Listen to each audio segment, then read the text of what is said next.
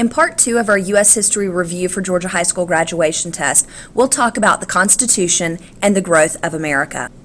After declaring our independence from Great Britain and winning our independence from Great Britain, we had to establish our first plan of government. This will become known as the Articles of Confederation. Now, it's called the first plan of government because ultimately it failed as a government. There were a number of reasons for this failure, mostly because the central government was too weak. For example, the central government had no power to tax, no president, no judiciary, and no power to regulate trade. So overall, our country really experienced chaos throughout the economy, and the federal government had no power to fix this chaos. Shays' Rebellion will be the event that proves that we need a stronger central government and that the Articles of Confederation was not working. Shays' Rebellion was where we had a group of farmers who rebelled against taxes in Massachusetts, and again, this is going to show the need for a stronger central government. So 12 out of 13 states sent a total of about 55 delegates to Philadelphia in 1787. This is the Constitutional Convention, and here we're going to have debates about what we should do with the Articles of Confederation and how we should fix the problems of our government. Should we even scrap this plan and come up with a brand new plan for our government? At the convention, there will be two groups, the Federalist and Anti-Federalist.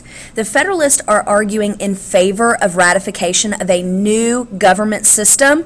They wanted a strong central government set up under a new U.S. Constitution. The opposers, Anti-Federalists, were against ratification of this new government. They wanted individual states to have more power, and they were afraid that by giving a strong central government more power than the states, then our rights could be tampered on. So they wanted a guarantee of our individual rights by adding a Bill of Rights to the Constitution. The Federalists are going to write a series of essays called the Federalist Papers, and this was a way for the Federalists to convince New York as well as others to ratify the Constitution. It essentially laid out what the Constitution was, why it should be adopted, and the purpose and the need for a stronger central government. It was because of the Federalist Papers that the Federalists were able to sort of gain an edge over the Anti-Federalists and help push towards the ratification. So there are some key features of the Constitution that you need to remember. First of all, the Great Compromise. As I mentioned before, there was a lot of debate about how the government should be set up and should we even adopt this Constitution. So the Great Compromise was an attempt to sort of settle some of these issues. Under the Great Compromise, you're going to have a bicameral Congress, or two houses. Those two houses are going to be the House of Representatives, and representation will be based on population. And then you're going to have the upper house, the Senate, where we'll have equal representation with two per state. Another key feature of the Constitution is separation of powers. This is separating the powers into three branches of government. Now remember, under the Articles of Confederation, we only had one branch, a legislative branch. They passed laws. Under this new Constitution and new form of government, we would have three branches of government separated, those being the legislative, or Congress, the executive, or the president, and the judicial branch, or the Supreme Court. Also, you're going to have limited government. One of the fears of the Anti-Federalists was that the government was going to be too powerful. So how do we keep that from happening? Well, we have to limit our government, and later we will have the Bill of Rights added as another way to limit that government. Also, on the issue of slavery, it is important for you to keep in mind that slavery was not mentioned in the Constitution. In 1789, the Constitution will be ratified or passed, and not long after, the Bill of Rights will be added to sort of please the Anti-Federalist. The Bill of Rights are your first 10 amendments, and they guarantee the basic rights for individuals. Again, it was added later and helped put down Anti-Federalist fears that the government would become too strong. Our first president is going to be George Washington. He will be elected unanimously, and he will help guide the nation successfully through its early years. He is going to become a very popular president. He avoided getting directly involved in the ongoing struggle between England and France, and was able to demonstrate the power of the new federal government by swiftly putting down another anti-tax protest known as the Whiskey Rebellion.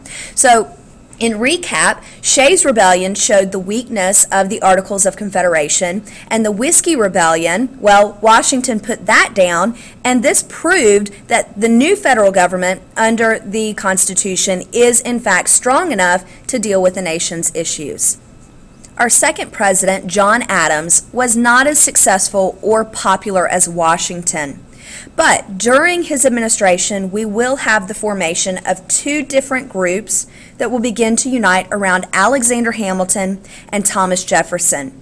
These two groups will become our first political parties.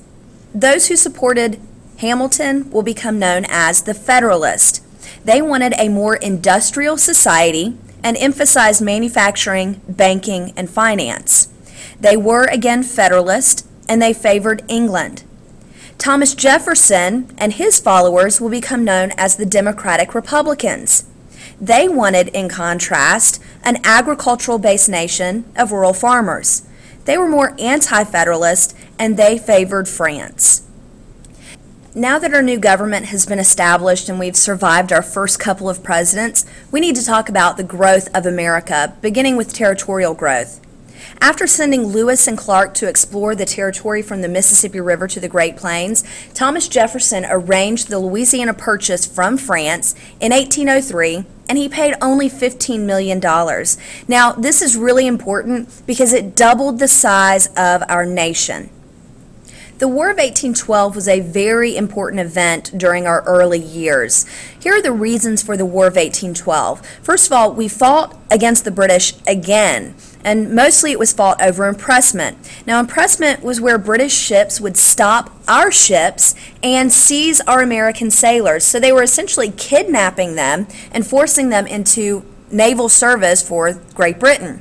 Now, the outcome and significance, we won again against Great Britain. This more firmly established our full independence from England, and it gave us a sense of nationalism. Now, remember, nationalism is a deep devotion and pride for your country.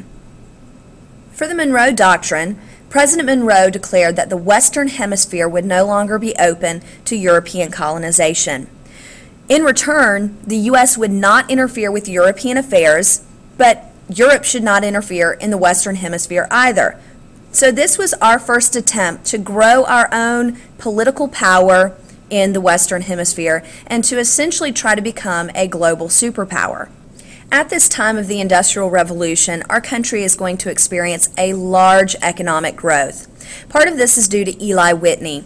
Eli Whitney not only invented the interchangeable parts, which was for muskets, but also the cotton gin.